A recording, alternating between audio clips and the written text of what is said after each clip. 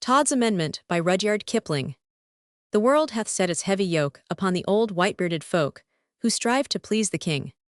God's mercy is upon the young God's wisdom in the baby tongue, that fears not anything. The Parable of Chaju. Now Todd's mamma was a singularly charming woman, and everyone in Simla knew Todd's most men had saved him from death on occasions. He was beyond his aya's control altogether, and periled his life daily to find out what would happen if you pulled a mountain battery mule's tail. He was an utterly fearless young pagan, about 6 years old, and the only baby who ever broke the holy calm of the Supreme Legislative Council. It happened this way: Todd's pet kid got loose and fled up the hill off the Boilogunge Road. Todd's after it, until it burst into the Viceregal Lodge lawn. Then attached to Peterhof, the council were sitting at the time, and the windows were open, because it was warm. The Red Lancer in the porch told Todd's to go away, but Todd's knew the Red Lancer, and most of the members of council personally.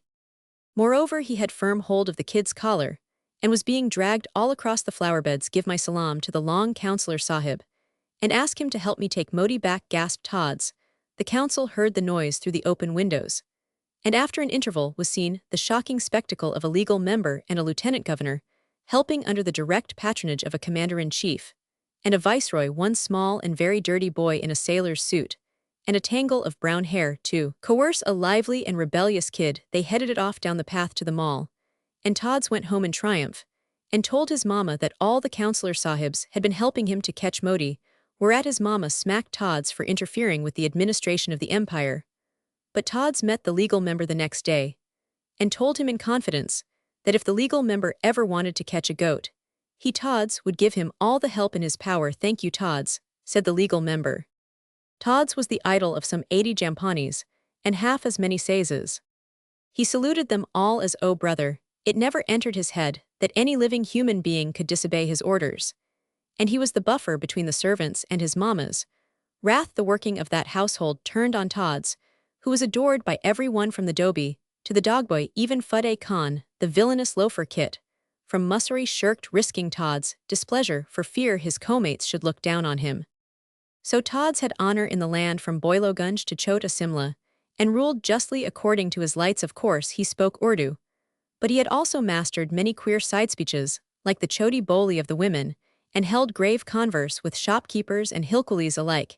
He was precocious for his age, and his mixing with natives had taught him some of the more bitter truths of life. The meanness and the sordidness of it he used over his bread and milk, to deliver solemn and serious aphorisms translated from the vernacular into the English that made his mama jump and vow that Todd's must go home next hot weather.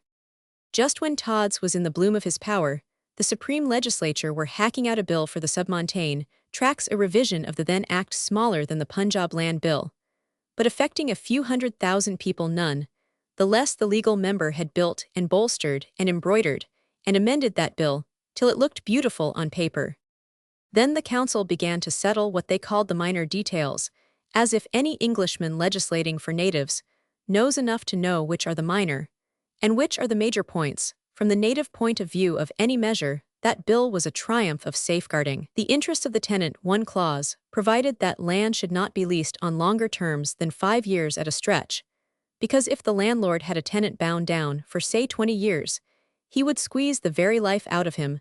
The notion was to keep up a stream of independent cultivators in the submontane tracts, and ethnologically and politically, the notion was correct. The only drawback was that it was altogether wrong. A native's life in India implies the life of his son, wherefore you cannot legislate for one generation at a time, you must consider the next from the native point of view. Curiously enough, the native now and then, and in northern India, more particularly, hates being overprotected against himself. There was a Naga village once where they lived on dead and buried commissariat mules, but that is another story.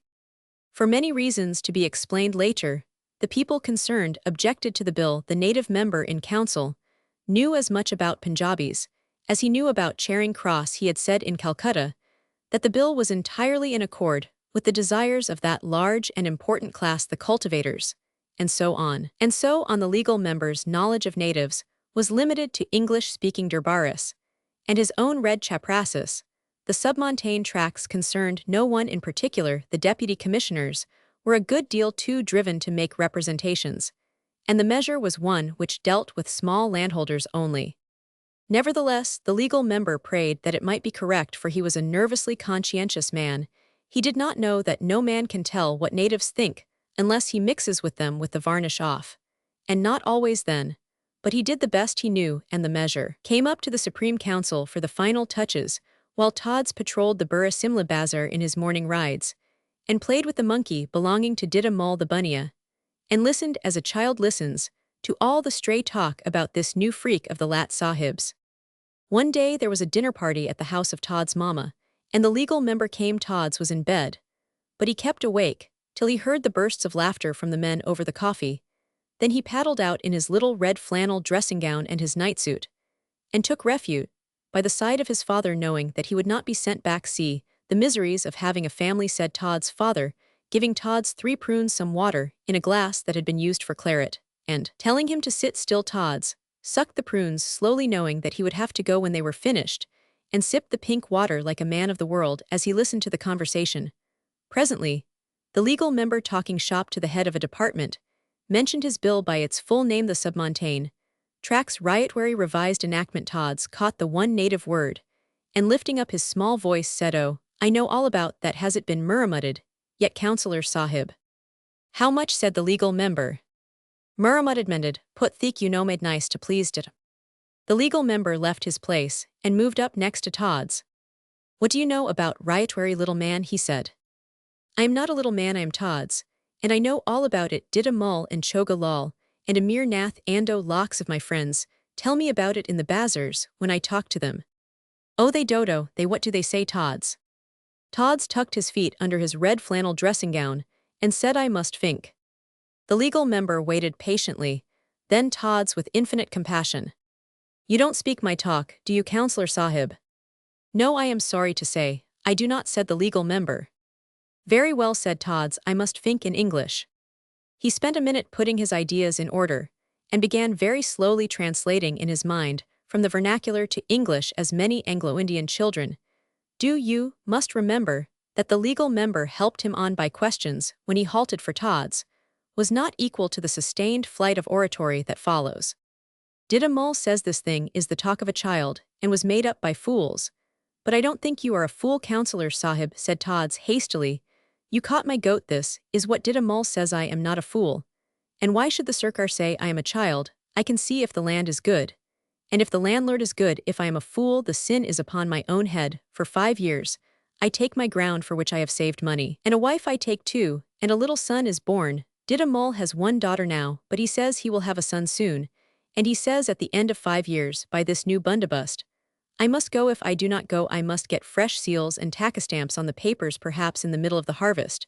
And to go to the law courts once is wisdom, but to go twice is Jehannam." "That is quite true," explained Tods gravely. "All my friends say so, and Dida Mul says always fresh tackas, and paying money to vackals and chaprasses, and law courts every 5 years, or else the landlord makes me go. Why do I want to go? Am I fool if I am a fool, and do not know after 40 years good land when I see it, let me die?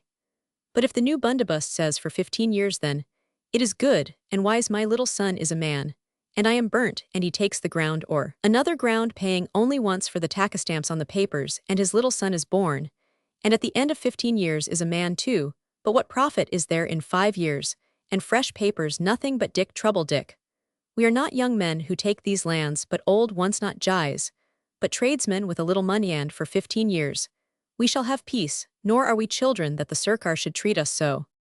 Here Tods stopped short, for the whole table were listening. The legal member said to Tods, "Is that all?" "All I can remember," said Tods, "but you should see Dida Mul's big monkey. It's just like a Councillor Sahib." "Tods, go to bed," said his father. Tods gathered up his dressing gown tail and departed. The legal member brought his hand down on the table with a crash. "By Jove," said the legal member, "I believe the boy is right. The short tenure is the weak point." He left early, thinking over what Tods had said. Now, it was obviously impossible for the legal member to play with a bunnia's monkey by way of getting understanding. But he did better. He made inquiries, always bearing in mind the fact that the real native and not the hybrid university-trained mules, as timid as a colt, and little by little, he coaxed some of the men whom the measure concerned most intimately to give in their views, which squared very closely with Todd's evidence. So the bill was amended in that clause, and the legal member was filled with an uneasy suspicion that native members represent very little, except the orders they carry on their bosoms. But he put the thought from him, as illiberal he was a most liberal man.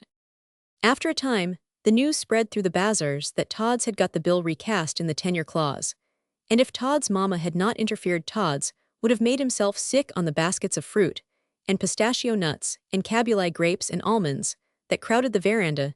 Till he went home, Tods ranked some few degrees before the viceroy in popular estimation, but for the little life of him Tods could not understand why. In the legal member's private paper box still lies the rough draft of the Submontane Tracts Riotwary revised enactment, and opposite the 22nd clause penciled in blue chalk, and signed by the legal member, are the words Todd's Amendment.